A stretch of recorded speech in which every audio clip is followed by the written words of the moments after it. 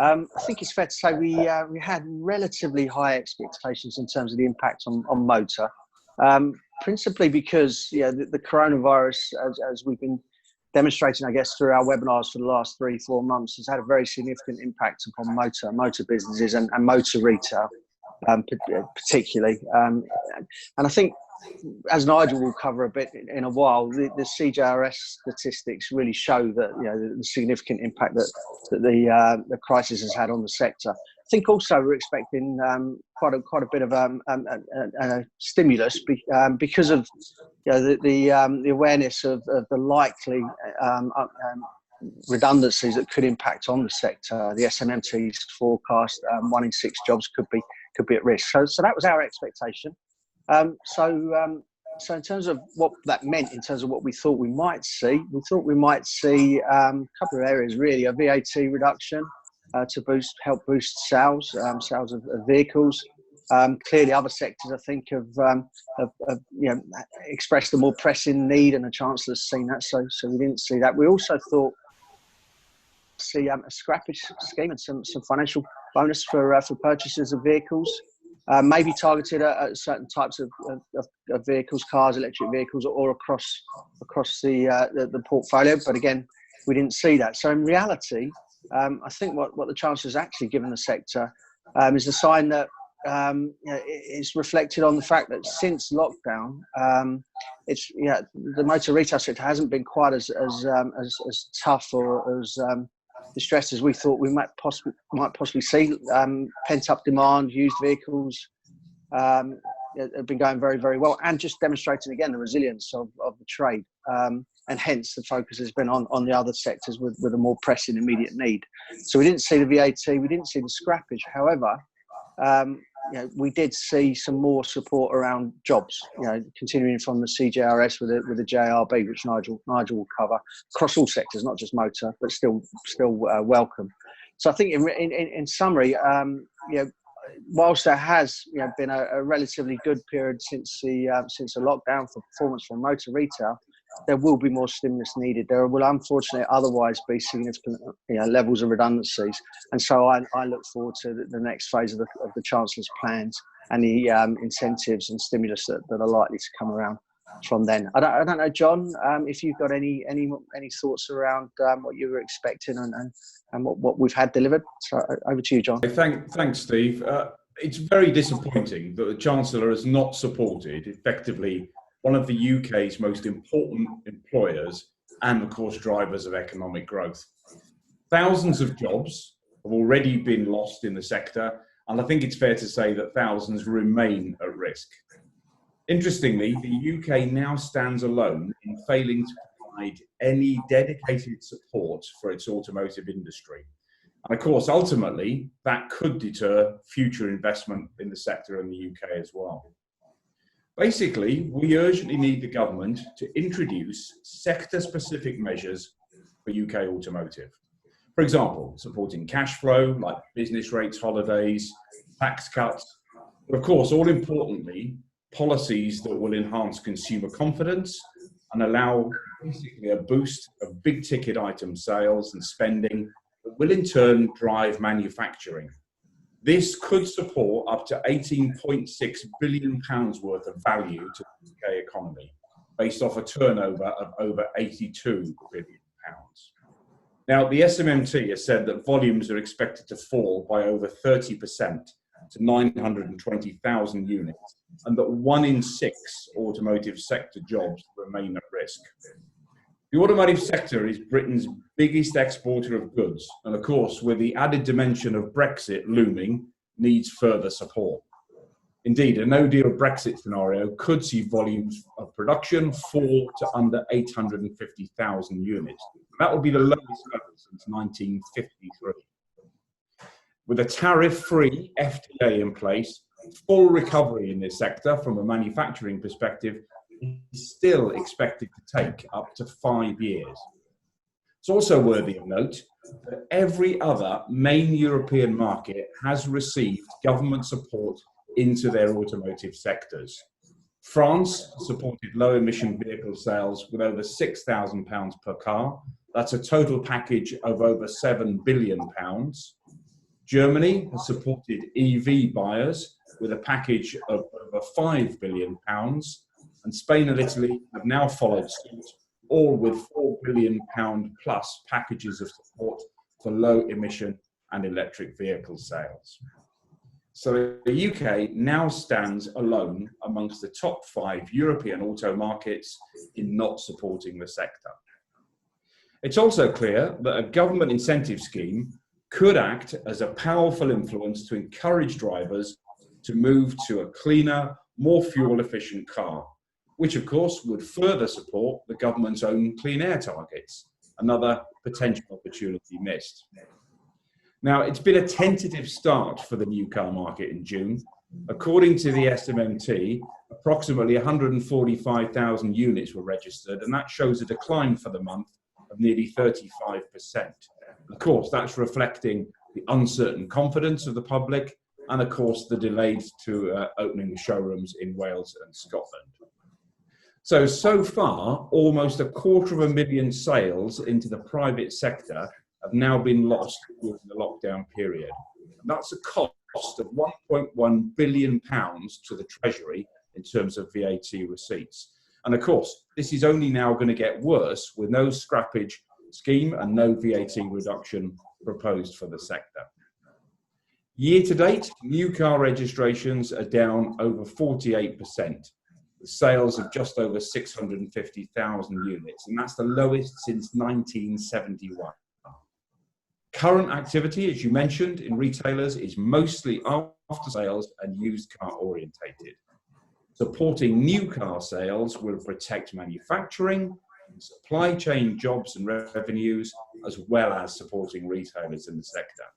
So I don't think we've heard the end of this, and I think we'll see the government having to revisit support for this sector in a not too distant future. Thanks, Steve. Nigel, I'll hand over to you. Thank you, John. So yes, so quite an interesting statement yesterday. As Steve said, coronavirus job retention scheme has been very successful in terms of an initiative from the government. The latest statistics show that as of the 5th of July, that had supported 9.4 million employees in 1.2 million employers, and at over £27 billion. So very, very significant support from the government. But yesterday was very focused on phase 2. Phase 1 having been protection, phase 2 is jobs. Jobs, jobs, jobs. That was the key focus from yesterday. But in relation to the sector, not much in terms of specific support. It was interesting that Rishi did confirm that it is very much the end of the coronavirus job retention scheme at the end of October. As had previously been said, and despite lots of lobbying, that scheme is ending. So the phase beyond that is then around how do we support jobs in this new job phase. And 4 elements it particularly came out from yesterday. The first is the launch of the new job retention bonus scheme. So this is to encourage employers and dealers to keep on furloughed workers.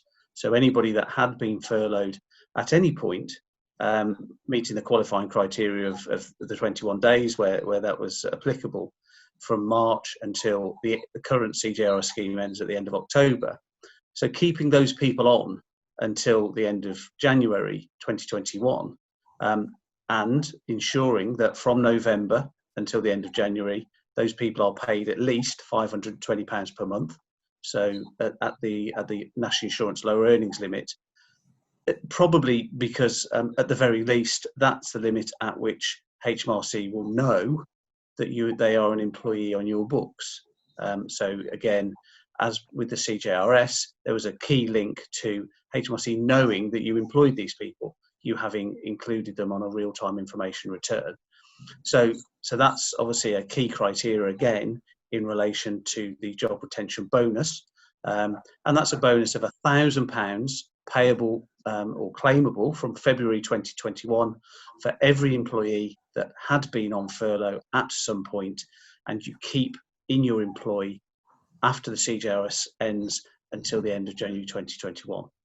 There will be some more details by the end of July, But that was the first of the 4 areas that were focused on yesterday. And obviously the job retention bonus is applicable to the sector. The second is supporting jobs. That's helping to find work and to gain skills needed for employees to get a job. The third phase was protecting jobs, aimed primarily at the hospitality and accommodation sectors, plus attractions. And the fourth was about creating jobs. And again, with some specific support there for property infrastructure and greening homes. But the job retention bonus and supporting jobs are 2 of the areas that are particularly relevant to the sector. It's interesting then that this morning the government released the correspondence between Jim Hara, who's head of HMRC, and the Chancellor in relation to the job retention bonus, because wide-ranging powers were given to the government, given to HMRC at the beginning of the coronavirus pandemic. But Jim Hara, as head of HMRC, was advising the Chancellor that under the managing public money requirements, he was not able to show that the job retention bonus actually represented value for money. The Chancellor was keen to acknowledge that and Jim's and HMRC's concerns, but was very clear that the scheme has compelling reasons to go ahead to job retention bonus, and the justification being that it will play a vital role in supporting employers to bring furloughed workers back to work, protecting jobs and support the economic recovery. The Chancellor making it very clear that without this type of support and action by the government's view is that jobs will be at acute risk, or perhaps even more jobs than we all feel that would be at risk anyway. And therefore, the Chancellor gave HMRC the OK, the green light to implement the job retention bonus scheme. So thinking about the next scheme for the sector, and thinking about what's still there to support jobs, key aspects are the Kickstart scheme. So this is a scheme aimed at 16 to 24-year-olds who are already receiving universal credit. The Kickstart scheme will support dealers to create new, high-quality, 6-month work placement jobs. These must be genuinely new jobs in addition to existing jobs. And the government will pay for up to 25 hours of work per week for dealers taking on these work placements. And the government will therefore fund 100% of the wages for those 25 hours at the appropriate minimum wage rate for the individual, depending on their age, plus the associated employer's national insurance and minimum auto-enrolment pension.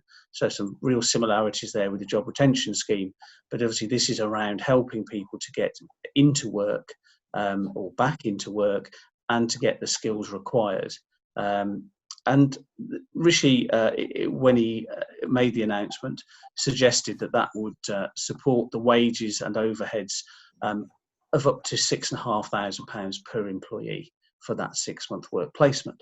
So that could be useful. The second relevant to the sector was traineeships. So this is to support 16 to 24-year-olds again in high quality work placements and training.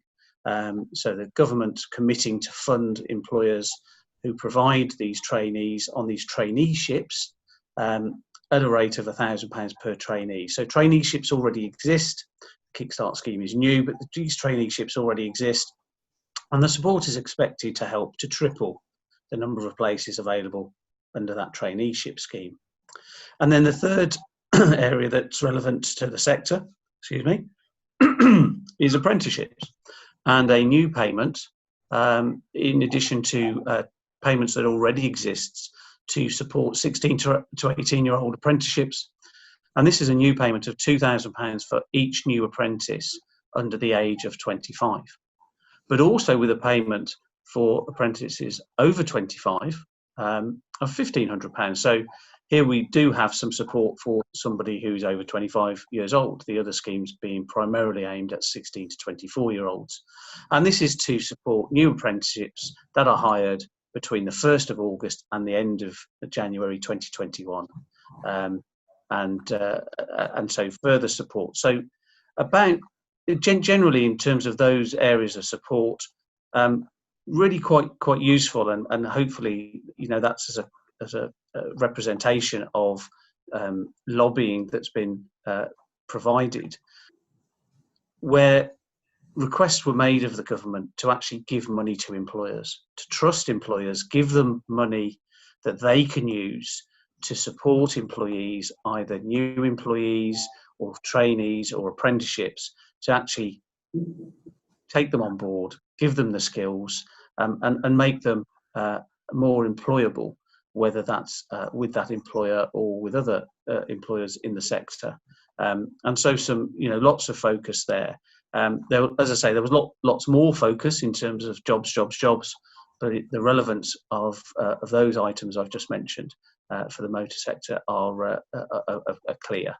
And we look forward to seeing what additional support comes, perhaps in the autumn. And maybe we'll look at the rebuild phase and see some more incentives in the autumn budget. So that's it from my perspective, and I'll hand over now to Glyn Edwards, who's going to cover things on VAT and indirect taxation. Thanks, Nigel. I think I'd echo a lot of what John said in terms of disappointment about lack of sector-specific support from the Chancellor. He let it be known about 4 weeks ago that he was contemplating a general decrease in the VAT rate to 17%, which would benefit all sectors and particularly benefit motor. The fact that he pre-announced that could have stalled some purchases, and then not to follow through with a VAT reduction is adding salt to the wound. Looking perhaps for some support for the electric vehicle market. The only area where that might impact, you'll have seen that they're going to throw some money towards home improvements, insulation, perhaps double glazing. Maybe some support for electric vehicle charging at home would be particularly helpful to boost that sector, which is going to be so significant in future. In terms of VAT and customs, I mean, we've got some big headwinds coming along the way for the sector. Brexit talks aren't going well. The government realise they can't get customs checks in place in time, so their method of dealing with that is to announce that for 6 months in 2021, trade will be able to flow continually from the EU to the UK without checks and without tariffs. Now, we know from internal government correspondence that's been leaked that there's a warning that the WTO might not accept that because you can't give preferential treatment to the EU compared to other countries. So whether that will mean tariff access for everybody, or that tariffs will have to be imposed on vehicles manufactured in the EU. And certainly after that 6 month period, we're anticipating a typical 10% tariff on EU manufactured vehicles unless there's an agreement, some sort of deal. So those sort of additions to costs potentially damaging to the sector, and there are issues that still haven't been dealt with. Any of you who saw the SMMT broadcast last week will also know there's the issue of exports. How do we agree for cars manufactured in the UK that we get some sort of access to the European market, particularly where large parts of the components are maybe manufactured in Japan? So those sort of issues are still very, very easy and difficult to handle. And in the longer term, the amounts being spent by the government, particularly on the job retention scheme and the like, are eye-watering. So at some point, we're all going to have to pay for that. Now, whether that's through an increase in VAT, I anticipate it will be. I think VAT in the long term can only go in one direction. 25% is not unusual as a VAT rate across Europe. And I'd hate to be in a situation where the motor sector has no benefits in terms of targeted VAT reductions, but ends up paying the price later on for support for example, the hospitality sector. That's all from me, Steve. Thank you, Glyn. And Thank you, John and Nigel, as well, for some very insightful contributions there. I think, in essence, in summary, some welcome news around jobs and the bonus, but a very, very, very significant additional package of incentives and stimulus needed for the sector if we're to avoid some pretty challenging, or times that are going to be challenging, but pretty significantly challenging times. So that's our overall message.